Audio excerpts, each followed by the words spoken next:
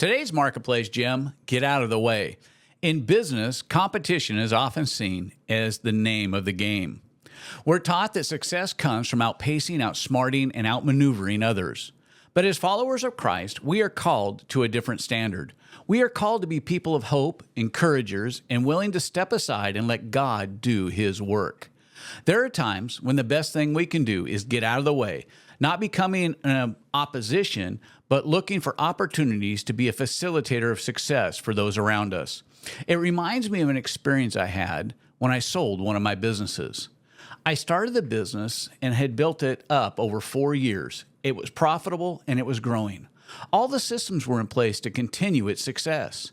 I agreed to stay on as a mentor for a period of months, but it wasn't long before the new owner began to make changes to the model that had been successful and was not interested in addressing the changes being made, causing the decreases in sales and decrease in customer satisfaction. Needless to say, it wasn't long after I left that the business failed. Proverbs tells us a fool is doing things their own way, even when confronted by a wise man with sound advice. Sometimes our role is not to control every situation, but to step aside and let God take the lead. I've seen this in the marketplace where owners' egos and fears of failure become obstacles rather than instruments. People worry that if they don't fight for every opportunity, that they'll be left behind. But the reality is, when we operate with humility rather than pride, and in faith rather than fear, we allow God to open doors we could have never opened ourselves. Jesus didn't force His way into positions of power.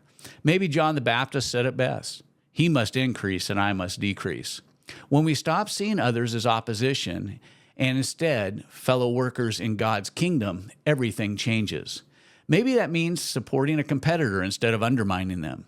Maybe that means stepping away from an opportunity that's not meant for us, and maybe simply means silencing our own need to control and let God do the work.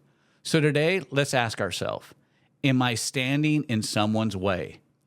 Am I letting my own pride, fear, and ambition become a roadblock to others? If so, maybe it's time to shift our perspective to embrace humility and trust that when we make room for others, God will make room for us. 1 Thessalonians 5:11 says, "Be encouraging, lift each other up as you have been doing."